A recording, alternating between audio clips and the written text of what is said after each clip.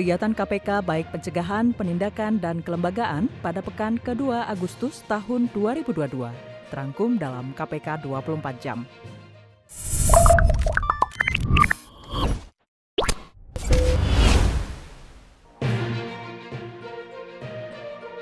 KPK menilai program pendidikan anti korupsi (PAK) pada setiap jejaring pendidikan menjadi hal yang fundamental.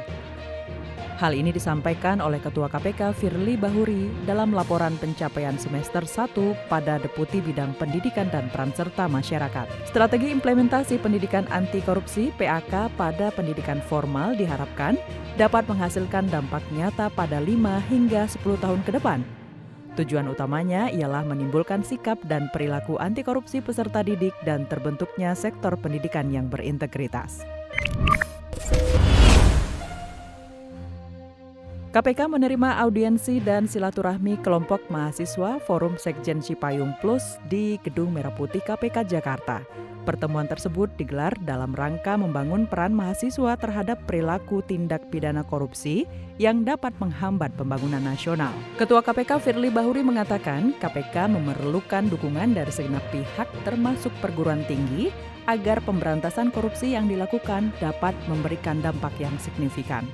Peran pemuda dalam memberantas dan menanamkan nilai anti korupsi dapat dimulai dengan cara yang sederhana. Melalui sistem pendidikan, pemuda harus berperan dalam pencegahan dan pemberantasan korupsi yang ada di Indonesia, seperti memahami serta meneladankan pendidikan anti korupsi.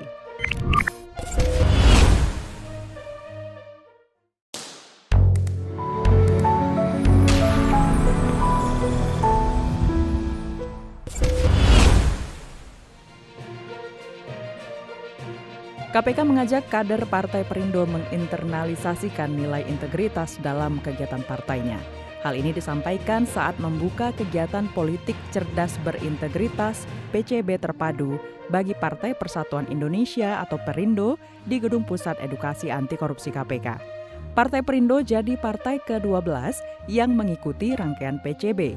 Selanjutnya, para kader Partai Perindo mengikuti pembelajaran secara mandiri melalui e-learning terkait anti korupsi sektor politik.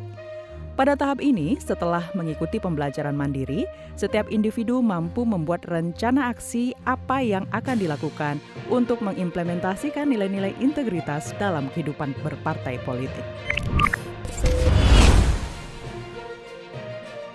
KPK meresmikan rumah penyimpanan benda sitaan dan barang rampasan Rupbasan di Jalan Dewi Sartika, Cawang, Kramat Jati, Jakarta Timur. Peresmian ini menandai awalnya pemanfaatan Rupbasan tersebut sebagai bagian dari optimalisasi aset recovery melalui pemeliharaan, pengamanan benda sitaan, ataupun barang rampasan dari penanganan tindak pidana korupsi yang ditangani KPK.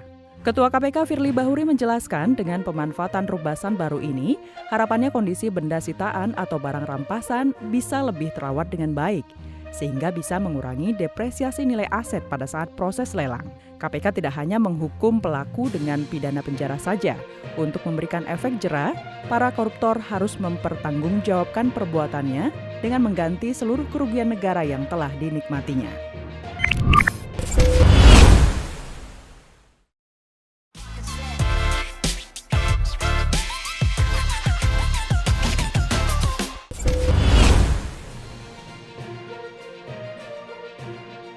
KPK berhasil merealisasikan penyelamatan potensi kerugian keuangan negara sebesar Rp26,16 triliun. Hal ini disampaikan oleh Wakil Ketua KPK Nawawi Pomolango dalam laporan pencapaian kinerja semester 1 pada Kedeputian Bidang Koordinasi dan Supervisi. Nawawi menjelaskan dari total tersebut sebesar Rp3,17 triliun merupakan optimalisasi pendapatan daerah. Sementara untuk penyelamatan atau penertiban aset pemerintah totalnya mencapai Rp22,98 triliun atau 15.806 aset.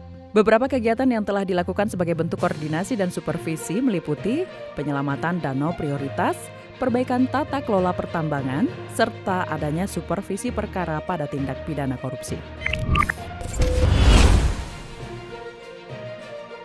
KPK kembali menggelar kegiatan penguatan anti korupsi untuk penyelenggara negara berintegritas atau PAKU Integritas terhadap Kementerian Dalam Negeri. Ketua KPK Firly Bahuri dalam sambutannya mengingatkan kerawanan korupsi yang disebabkan karena lemahnya sistem, sehingga penguatan integritas juga harus dilakukan untuk menutup celah korupsi yang disebabkan sistem yang buruk.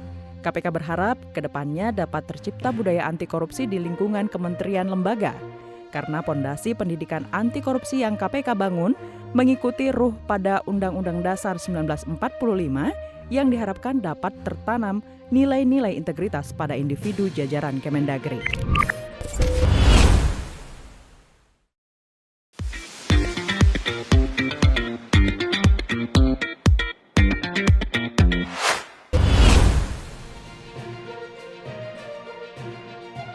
KPK menahan mantan Wakil Ketua DPRD Kabupaten Tulung Agung, AB, terkait kasus dugaan suap ketok palu APBD dan APBDP Tulung Agung. AB ditahan selama 20 hari ke depan hingga 31 Agustus 2022 di rutan KPK pada Gedung Merah Putih. Selain uang ketok palu, KPK menduga ada permintaan tambahan uang lain sebagai jatah banggar yang nilai nominalnya disesuaikan dengan jabatan dari para anggota DPRD. Penyerahan uang diduga dilakukan secara tunai dan bertempat di kantor DPRD Kabupaten Tulung Agung yang berlangsung dari tahun 2014 sampai tahun 2018.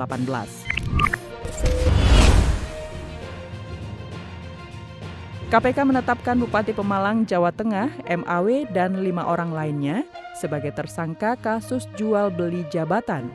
Adapun 5 orang lainnya adalah AJW selaku Komisaris PT AU, SM Pejabat Sekretaris Daerah, SJ Kepala BPBD Pemalang, YN Kepala Dinas Komunikasi dan Informatika Kadiskominfo, dan MS selaku Kepala Dinas Pekerjaan Umum atau PU Kabupaten Pemalang. Sebelumnya, MAW dan 5 orang tersangka lainnya terjaring dalam operasi tangkap tangan yang dilakukan KPK.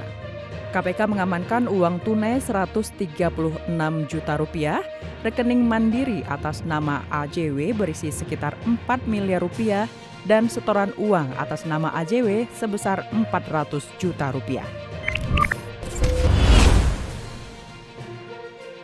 Demikian kegiatan pencegahan, penindakan, dan kelembagaan Komisi Pemberantasan Korupsi yang terangkum dalam KPK 24 jam.